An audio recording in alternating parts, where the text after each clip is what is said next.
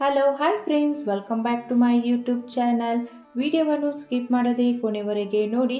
Video ಇಷ್ಟ ಆದರೆ like ಮಾಡೋದನ್ನು ಮರಿಬೇಡಿ. ಹಿಂದೂ ಧರ್ಮದಲ್ಲಿ ಪಿತೃಪಕ್ಷಕ್ಕೆ ವಿಶೇಷ ಪ್ರಾಮುಖ್ಯತೆ ನೀಡಲಾಗಿದೆ. ಈ ಸಮಯದಲ್ಲಿ ಮಾಡಿದ ದಾನದಿಂದ ಪೂರ್ವಜರ ಆತ್ಮಕ್ಕೆ ಶಾಂತಿ ಸಿಗುತ್ತದೆ. ಇದರೊಂದಿಗೆ ಈ ಸಮಯದಲ್ಲಿ ಕೆಲವು ವಿಷಯಗಳ ಬಗ್ಗೆಯೂ ಕಾಳಜಿ ವಹಿಸಬೇಕು. ಆ ವಿಷಯಗಳನ್ನು ಕಾಳಜಿ ವಹಿಸದಿದ್ದರೆ ತೊಂದರೆಗಳನ್ನು ಎದುರಿಸಬೇಕಾಗಬಹುದು. ಎಷ್ಟೇ ಧನ ಸಂಪತ್ತುಗಳು ಇದ್ದರೂ ಪಿತೃ ಕಾರ್ಯ ಮಾಡದೆ ಪೂರ್ವಜರ ಆಶೀರ್ವಾದ ಸಿಕ್ಕದೇ ಇದ್ದಲ್ಲಿ ಪಿತೃದೋಷದಿಂದ ಕುಟುಂಬದಲ್ಲಿ ಯಾವುದೇ ಕಾರ್ಯಗಳನ್ನು ನಿರ್ವಿಘ್ನವಾಗಿ ಮಾಡಲು ಸಾಧ್ಯವಿಲ್ಲ. ಪಿತೃಪಕ್ಷದ ಪ್ರತಿದಿನವೂ ಪಿತೃಗಳಿಗೆ ಅರ್ಪಿತವಾಗಿದೆ.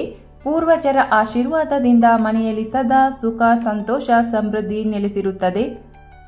ಈ ಮಹಾಲಯ ಪಿತೃಪಕ್ಷದಲ್ಲಿ ನಿಮ್ಮ ಪೂರ್ವಜರು ಭೂಲೋಕಕ್ಕೆ ಬರುತ್ತಾರಂತೆ. ದೇವತೆಗಳನ್ನು ಹೇಗೆ ಪೂಜಿಸುತ್ತೇವೆಯೋ ಅದೇ ರೀತಿ ಈ ಮಹಾಲಯ ಪಿತೃಪಕ್ಷದಲ್ಲಿ ಮರಣ ಹೊಂದಿದ ನಮ್ಮ ಪೂರ್ವಜರನ್ನು ಆರಾಧಿಸಬೇಕು. ನಮ್ಮ ಕುಟುಂಬದಲ್ಲಿ ಮರಣ ಹೊಂದಿದ ಅಜ್ಜ, ಅಜ್ಜಿ ಅಥವಾ ತಂದೆ ತಾಯಿಯರನ್ನು ಈ ಮಹಾಲಯ ಪಿತೃಪಕ್ಷಗಳಲ್ಲಿ ತಪ್ಪದೆ ಸ್ಮರಿಸಬೇಕು. ಆಗ ಮಾತ್ರ ನಿಮ್ಮ ಮನೆಗೆ ಒಳ್ಳೆಯದಾಗುತ್ತದೆ. ಪಿತೃಪಕ್ಷದಲ್ಲಿ ಪೂರ್ವಜರು ಮನೆಗೆ ಬರುತ್ತಾರೆ ಎನ್ನುವ ನಂಬಿಕೆ ಇದೆ. ಹಾಗಾಗಿ ನೀವು ಶ್ರಾದ್ದ ಅಥವಾ ತರ್ಪಣ ಬಿಡುತ್ತಿದ್ದರೆ ಪೂರ್ವಜರ ಇಷ್ಟವನ್ನು ಗಮನಿಸಿ ಅಡುಗೆ ತಯಾರಿಸಿ. ಪಿತೃಪಕ್ಷದಲ್ಲಿ ಅನ್ನದಾನ, ಅಕ್ಕಿಯನ್ನು ದಾನ ಮಾಡುವುದರಿಂದ ಜೀವನದಲ್ಲಿ ಆನಂದ, ಶಾಂತಿ, ಆರ್ಥಿಕ ಶ್ರೇಯಸ್ಸು ಲಭಿಸಿ ಪೂರ್ವಿಕರ ಆಶೀರ್ವಾದವನ್ನು ಪಡೆಯುತ್ತೇವೆ ಎಂಬ ನಂಬಿಕೆ ಇದೆ. ದೇವ ಕಾರ್ಯಕ್ಕಿಂತ ಪಿತೃ ಕಾರ್ಯವೇ ತುಂಬಾ ಶ್ರೇಷ್ಠ ಎಂದು ನಮ್ಮ ಪುರಾಣಗಳಲ್ಲಿ ಹೇಳುತ್ತಾರೆ. ಪಿತೃಪಕ್ಷದಲ್ಲಿ ಪಿತೃಗಳನ್ನು ನೆನೆಯುವುದೇ ಬಹಳ ಮಹತ್ವದ ವಿಷಯ. ಪಿತೃಪಕ್ಷದಲ್ಲಿ ಪೂರ್ವಜರಿಗೆ ಗೌರವ ನೀಡಲಾಗುತ್ತದೆ. ಪಿತೃಪಕ್ಷದ ಅಮಾವಾಸ್ಯೆಯಂದು ಸರ್ವ ಪಿತೃಪಿಂಡ ದಾನ ಮಾಡಲಾಗುತ್ತದೆ. ಹೊಸ ಬಟ್ಟೆ ಮತ್ತು ಆಭರಣ, ಆಸ್ತಿ, ವಾಹನ ಖರೀದಿಸುವುದು ಅಶುಭ. ಶುಭ ಕಾರ್ಯಕ್ರಮಗಳನ್ನು ಮಾಡುವುದು ಅಶುಭ. ಮನೆ ಖಾಲಿ ಮಾಡುವುದು, ಭೂಮಿ ಖರೀದಿ ಮಾಡುವುದು, ಇದೆಲ್ಲ ಮಾಡುವುದು ನಿಷಿದ್ಧ ಎಂದು ಹೇಳುತ್ತಾರೆ. ಈ ದಿನಗಳಲ್ಲಿ ನಮ್ಮ ಪಿತೃಗಳನ್ನು ಸ್ಮರಿಸುತ್ತಾ ಪೂರ್ವಜರ ಆತ್ಮಗಳಿಗೆ ತರ್ಪಣೆಯನ್ನು ನೀಡುತ್ತಾ ಮತ್ತು ದಾನವನ್ನು ಮಾಡುವ ಮೂಲಕ ಹಲವು ಕ್ರಮಗಳನ್ನು ಕೈಗೊಳ್ಳಲಾಗುತ್ತದೆ. ಹಿಂದೂ ಧರ್ಮದಲ್ಲಿ ಪೂರ್ವಜರನ್ನು ದೇವರಿಗೆ ಸಮಾನವೆಂದು ಪರಿಗಣಿಸಲಾಗುತ್ತದೆ. ಈ ದಿನಗಳಲ್ಲಿ ಪೂರ್ವಜರು ಭೂಮಿಗೆ ಬರುತ್ತಾರೆ. ಪಿತೃಗಳ ಆಶೀರ್ವಾದದಿಂದ ಮನೆಯಲ್ಲಿ ಸಂತೋಷ, ಸಮೃದ್ಧಿ ಮತ್ತು ಸಂಪತ್ತು ಉಳಿಯುತ್ತದೆ. ಇಂತಹ ಸನ್ನಿವೇಶದಲ್ಲಿ ಅವರ ಪಿತೃಪಕ್ಷದ ಪೂಜೆ ಸರಿಯಾಗಿ ಮಾಡದಿದ್ದರೆ ಪೂರ್ವಜರು ಕೋಪಗೊಂಡು ಅತೃಪ್ತರಾಗಿ ಹಿಂತಿರುಗುತ್ತಾರೆ. ಪಿತೃಪಕ್ಷದ ಪೂಜೆ ಮಾಡುವ ಮೂಲಕ ಒಬ್ಬರಿಗೆ ಪಿತೃದೋಷ ಎದುರಾಗುವುದಿಲ್ಲ ಎನ್ನುವ ನಂಬಿಕೆ ಇದೆ. ಹಾಗಾಗಿ ಈ ಪಿತೃಪಕ್ಷದ ಸಮಯದಲ್ಲಿ ಯಾವ ಕೆಲಸಗಳನ್ನು ಮಾಡಬಾರದು ಎಂದು ತಿಳಿಯೋಣ. ಪಿತೃಪಕ್ಷದ ಸಮಯದಲ್ಲಿ ಮನೆಯ ಶಾಂತಿ ಮುಖ್ಯವಾಗಿರುತ್ತದೆ. ಕುಟುಂಬದಲ್ಲಿ ಯಾವುದೇ ಕಾರಣಕ್ಕೂ ವಾದ ವಿವಾದ ಆಗದೆ ಸೌಹಾರ್ದತೆ ಕಾಪಾಡಲು ಪ್ರಯತ್ನಿಸಿ. ಈ ಸಮಯದಲ್ಲಿ ಯಾವುದೇ ಭಿಕ್ಷುಕ ಅಥವಾ ಪ್ರಾಣಿಯು ನಿಮ್ಮ ಮನೆ ಮುಂದೆ ಬಂದರೆ ಅವುಗಳನ್ನು ಖಾಲಿ ಕೈಯಲ್ಲಿ ಕಳುಹಿಸಬಾರದು. ಅಲ್ಲದೆ ಯಾರಾದರೂ ನಿಮ್ಮ ಬಳಿ ಸಹಾಯ ಕೇಳಿದರೆ ಸಾಧ್ಯವಾದಷ್ಟು ಸಹಾಯ ಮಾಡಿ. ಈ ದಿನಗಳಲ್ಲಿ ಪೂರ್ವಿಕರು ನಮ್ಮ ಮನೆಗೆ ಯಾವುದೇ ರೂಪದಲ್ಲಿ ಬರಬಹುದು ಎನ್ನುವ ನಂಬಿಕೆ ಇದೆ. ಈ ಸಮಯದಲ್ಲಿ ಮನೆ ಬಾಗಿಲಿಗೆ ಬಂದ ಜೀವರಾಶಿಗಳನ್ನು ಸಂತೃಪ್ತಿಗೊಳಿಸಿ. ಇದರಿಂದ ಪೂರ್ವಜರ ಕೃಪೆ ನಿಮ್ಮ ಮೇಲಿರುತ್ತದೆ. ಪಿತೃರು ಶುದ್ಧತೆಯನ್ನು ಬಯಸುತ್ತಾರೆ. ಹಾಗಾಗಿ ಮಡಿ ಮೈಲಿಗೆ ಬಗ್ಗೆಯೂ ಗಮನ ಹರಿಸಬೇಕು.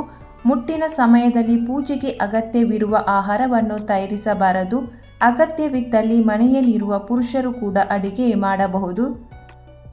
ಪಿತೃಪಕ್ಷದಲ್ಲಿ ಮನೆಯ ಶುಚಿತ್ವದ ಬಗ್ಗೆ ಕಾಳಜಿ ವಹಿಸಬೇಕು. ಅಂದರೆ ಸೂರ್ಯಾಸ್ತದ ನಂತರ ಮನೆಯನ್ನು ಸ್ವಚ್ಛಗೊಳಿಸುವಂತಹ ಯಾವುದೇ ಕೆಲಸವನ್ನು ಮಾಡಬೇಡಿ. ಪೋಷಕರಲ್ಲಿ ಯಾರಾದರೂ ಒಬ್ಬರು ಜೀವಂತವಾಗಿದ್ದರೆ ಅವರಿಗೆ ಸಾಧ್ಯವಾದಷ್ಟು ಗೌರವವನ್ನು ನೀಡಿ ಅವರ ಸಂತೋಷವನ್ನು ನೋಡಿಕೊಳ್ಳಿ. ಏಕೆಂದರೆ ಈ ಸಮಯದಲ್ಲಿ ಪರಲೋಕಕ್ಕೆ ಹೋದ ತಂದೆ ತಾಯಿಗಳು ಭೂಮಿಗೆ ಬಂದು ಬದುಕಿರುವ ತಾಯಿ ಅಥವಾ ತಂದೆಯ ಬಗ್ಗೆ ನೀವು ಎಷ್ಟು ಕಾಳಜಿ ವಹಿಸುತ್ತೀರಿ ಎಂದು ನೋಡುತ್ತಾರೆ. ಸಂಗಾತಿಯು ನರಳಿದರೆ ಅವರ ಮನಸ್ಸು ಕೂಡ ನರಳುತ್ತದೆ. ಅವರು ಆಹಾರ ಮತ್ತು ನೀರು ಸಿಗದೆ ಶಪಿಸಿ ಹಿಂತಿರುಗುತ್ತಾರೆ. ಇದರಿಂದಾಗಿ ಜೀವನದಲ್ಲಿ ಒಂದರ ನಂತರ ಒಂದರಂತೆ ತೊಂದರೆಗಳು ಬರಲು ಪ್ರಾರಂಭಿಸುತ್ತವೆ, ಪ್ರಗತಿ ನಿಲ್ಲುತ್ತದೆ.